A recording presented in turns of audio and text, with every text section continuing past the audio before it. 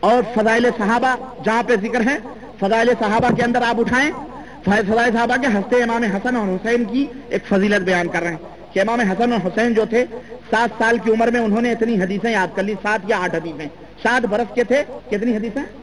11 حدیث، اللہ آپ کو جزائے خیر دے، 11 حدیثیں ماشاءاللہ۔ یہاں تو پورے جو ہے کیا کہتے ہیں پی ایچ ڈی بنے بیٹھے ہوئے ہیں لوگ، ڈاکٹریٹ کی ڈگریاں حاصل کر کر کے بیٹھے ہیں۔ ہم نے تقریر کی، مجھے یاد نہیں اصل میں کتنی باتیں یاد رکھوں، 11 حدیثیں، 11ویں شریف کی 11 حدیثیں حضرت حسن حسین کو یاد تھی۔ چلیں اتنی عمر میں 11 حدیثیں انہوں نے یاد کر لی۔ وہ یہ کہہ رہے ہیں کہ آج کل کے بچے ایسے ہیں جن کو ایک بھی حدیث یاد نہیں رہتی اتنی عمر میں، کہنے کا مقصد ان کا یہ، اور جسٹ اس واقعے کے سے لکھ کر کے فساد لکھ رہے ہیں۔ کیا؟ ہماری والدہ محترمہ بیان کرتی، ہماری دادی ہے نا، دادی بیان، جہاں غلطی کروں بتا دیا کیجیے، آپ لوگ تو ماشاءاللہ پڑھے ہوئے لوگ ہیں، ہے نا، ہماری دادی یا والدہ بتایا کرتی تھی، ہماری دادی بتایا کرتی تھی کہ بیٹے تمہارے ابو کا جب دودھ چھڑایا گیا، تمہارے ابو کا، زکریا صاحب کے ابو کا جب دودھ چھڑایا گیا تھا، حضرت حسن حسین کو 7 سال کی عمر میں کتنی حدیثیں یاد تھیں؟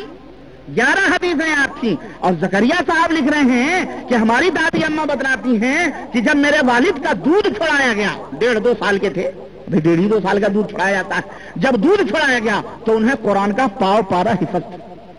اللہ اکبر۔ اب حضرت حسین بڑے ہو گئے ہیں، ان کے والد صاحب دیوبند کے بڑے ہو گئے۔ سنیں، یہ ایک مثال میں دیا ہوں کہ جب بھی کوئی واقعہ سلف کا بیان کیا جاتا ہے اس کے بالمقابل دیوبندی کسی نہ کسی مولوی کو ضرور رکھا جاتا ہے۔ مثلا ایک تو یہ مثال، زندہ مثال۔ دوسری مثال میں نے ابھی دی، امام ابو حنیفہ رحمۃ اللہ علیہ کا واقعہ گپ صحیح انہوں نے نوٹ کیا اور لکھا کہ وہ امام صاحب جو تھے وہ سب جان جاتے تھے، گناہ پانی گرتا تھا تو وہ سب پہچان جاتے تھے۔ جسٹ اسی واقعے کے نیچے حضرت زکریا صاحب لکھتے ہیں کہ دارالعلوم دیوبند سہارنپور کے اندر حضرت خلیل سہارنپوری رحمت اللہ علیہ تھے، جو پائے کے بزرگ ولی اللہ تھے، ان کا ایک خادم تھے، یہ ان کا بھی واقعہ نہیں، ان کے خادم تھے، وہ ہفتوں سنڈاس پیخانہ کرنے نہیں جاتے تھے، وہ پیشاب پیخانہ کرنے ہفتوں نہیں جاتے تھے۔ کیوں؟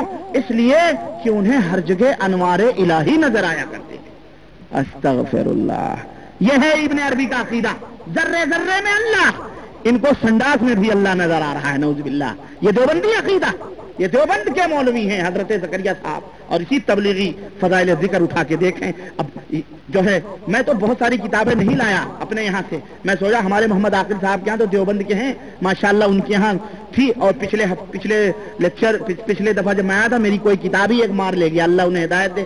آج بھائی سن لو بھائی، اگر لے گئے ہو تو دے دو واپس، کیوں میرے ہاتھ پیر ہیں بھائی، میں وہ حیات اعلی حضرت ہوں، میں اس پہ چلتا ہوں۔ اور دوسری میں کتاب نہیں لایا تو وہ کہہ رہے ہیں فلانے صاحب لے کے گئے، فلانے صاحب لے کے گئے، اس لیے مشکل ہو گئی۔ لیکن بہرحال الحمدللہ بہت ہے، اتنی ساری تو میں اگر بیان کروں تو کئی گھنٹے چاہیے میرے بھائی، میں اتنا کہاں بیان کروں گا۔ سمجھنے کے لیے اشارہ کافی، عقل مندوں کے لیے اشارہ کافی۔ علماء دیوبند کا عقیدہ تو میں عرض یہ کر رہا تھا، وحدت الوجود کا عقیدہ آئیے ہم آپ کے سامنے رکھتے ہیں کہ وحدت الوجود کا عقیدہ جو ہے کس طرح سے اس کے اندر علماء دیوبند کے اندر، اور میں نے وحدت الوجود کے عقیدے کو آپ کے سامنے بیان کر دیا ہے کہ وحدت الوجود کس کو کہتے ہیں۔ یہ دیکھیے ہمارے سامنے اس وقت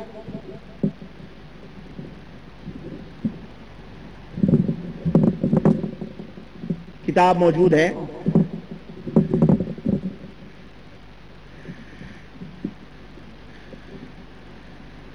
وحدت الوجود کے تعلق سے آپ حضرات کو میں نے بتایا کہ یہی وحدت الوجود ہے جس کے تعلق سے یعنی اس کو ابن عربی صوفی کو خریز کو کافر قرار دیا گیا اور منصور صوفی حلاج کو قتل کیا گیا۔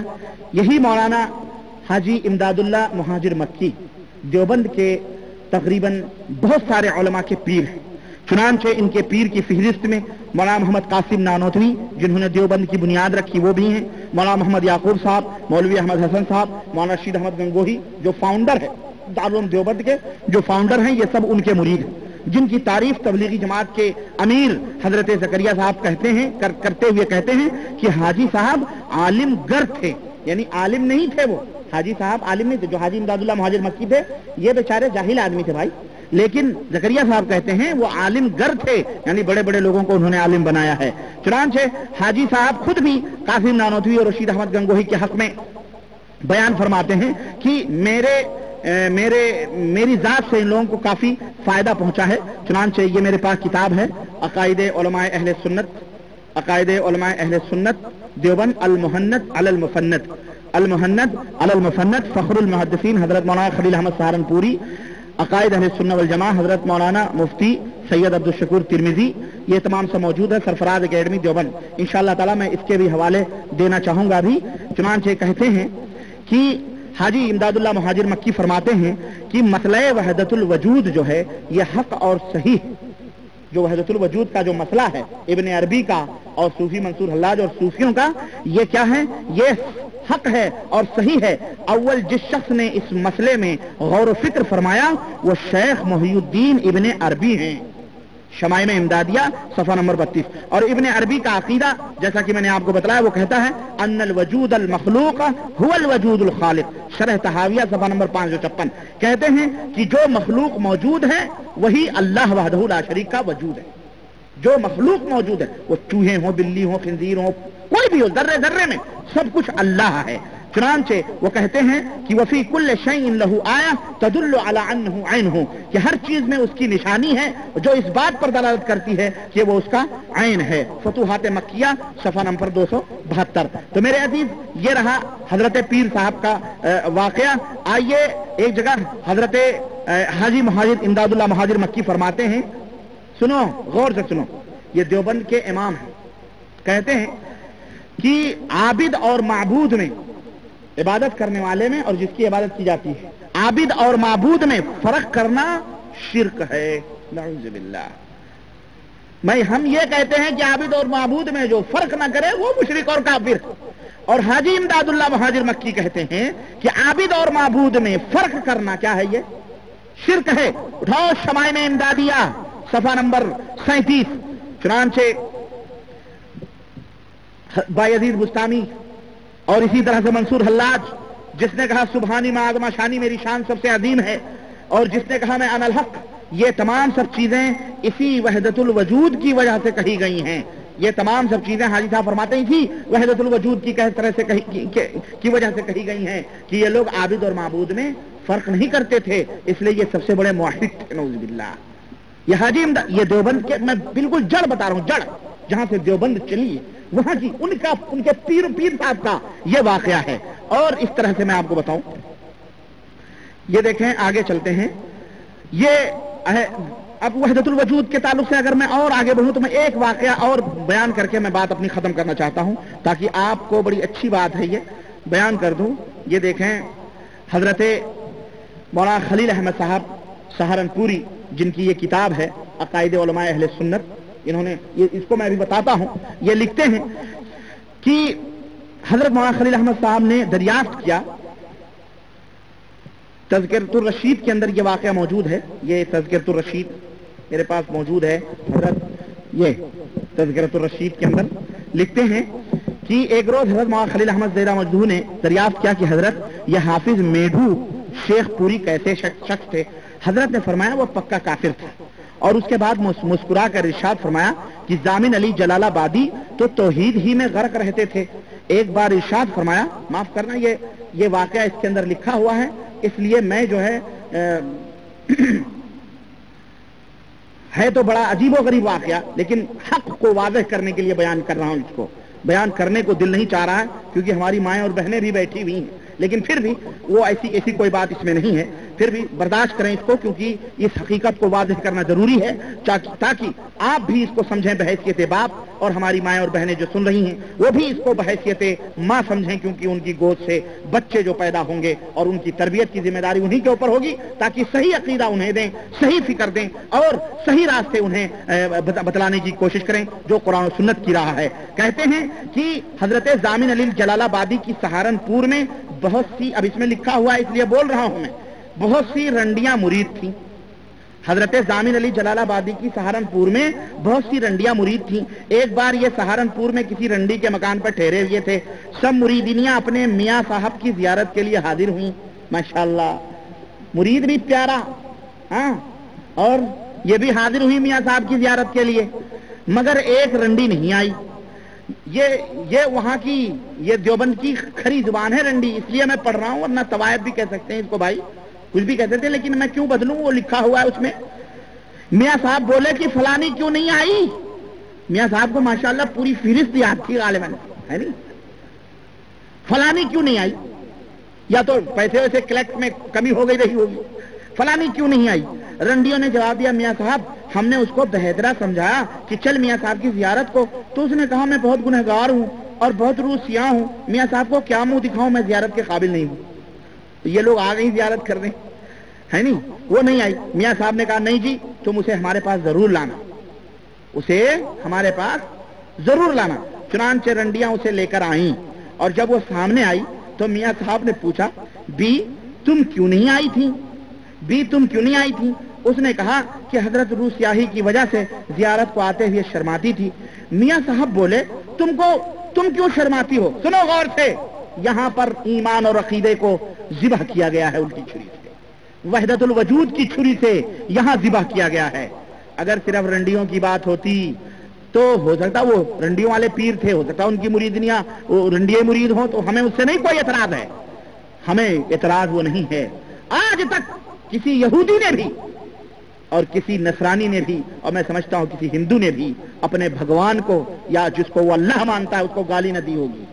لیکن سنو، یہ کتاب تذکرۃ الرشید، سوانح قدوۃ العلماء، زبدۃ الفضاء، فخر المحدثین، قطب العالم حضرت اقدس مولانا الحاج حافظ رشید احمد گنگوہی تذکرۃ، اور لکھنے والے الحاج محمد عاشق علی صاحب میرٹھی ہیں، مکتبہ شیخ زکریا مفتی اسٹریٹ سہارنپور کی چھپی ہوئی دیوبند کی۔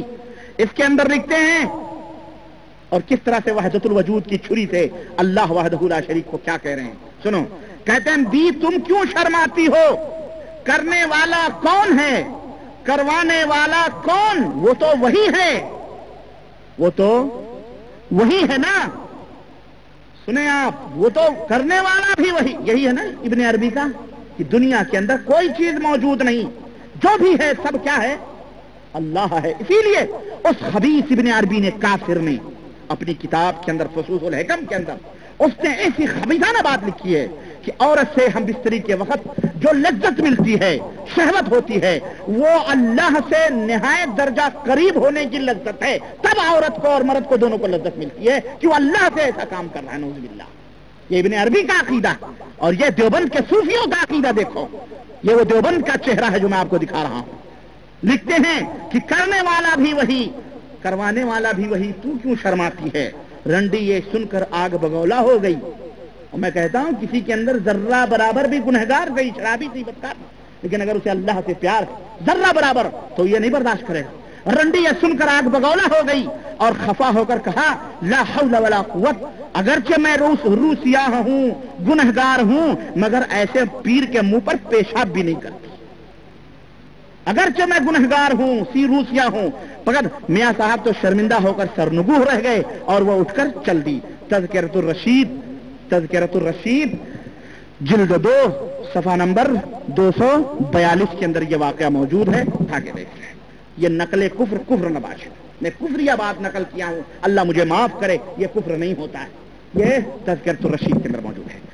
آگے آتے ہیں ہم، روحوں سے امداد کیسے لی جاتی ہے، اس کے بھی کچھ نمونے ہمارے بریلویوں کو یہ کافی، بیچارے جو جاہل بریلوی، ہم ہمارے اس لیے کہتے ہیں کہ میں بھی بریلوی تھا، مجھے پتا ہے ان کے علم دانی کا، یہ کتنے بڑے چگے لگا لیں گے، جاہل کے جاہل ہیں بیچارے، اس میں کچھ ہیں ایک دو بہرحال، لیکن ان کو وہ بھی جاہل ہے، پڑھے لکھے جاہل، لیکن یہ لوگ، اچھا پھر دوسری بات یہ ہے کہ اللہ لیلان ڈنکے کی چوٹ پر سب کچھ کہتے ہیں، لیکن یہ لوگ دیکھ رہے ہیں کتابوں کے اندر، اب یہ جو دیوبندی اگر بھائی ہمارے ہاں ہوں گے، کوئی بھی ہو یا تبلیغی بھائی، ان بیچاروں کو کیا معلوم یہ کتاب کا، ان کو تو زکریا صاحب نے یہ پیلی کتاب لال کتاب پکڑا دی ہے، بس خلاص رٹی مارو، وہ بھی محبت کا چشمہ لگا کے پڑھتے ہیں تو بیچاروں کو وہ بھی نظر نہیں آتا ہے، وہ بھی بھول جاتے ہیں۔ اب اگر میں کہوں کہ آپ سے میں پوچھوں کہ اس کے اندر زکریا صاحب نے لکھا ہے کہ مردے بولتے ہیں، باتیں کرتے ہیں، شفاعت کی ذمہ داریاں لیتے ہیں، ایک مردہ نے نہلانے والے کا انگوٹھا پکڑ لیا تو کہا چھوڑ دے، میں جانتا ہوں تو زندہ ہے، مرا ہوا نہیں۔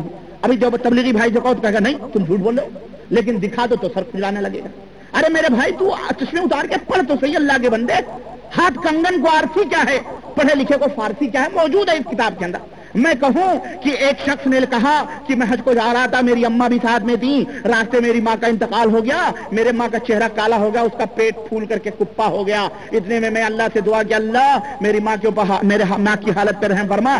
زکریا صاحب کہتے ہیں ابھی اس کے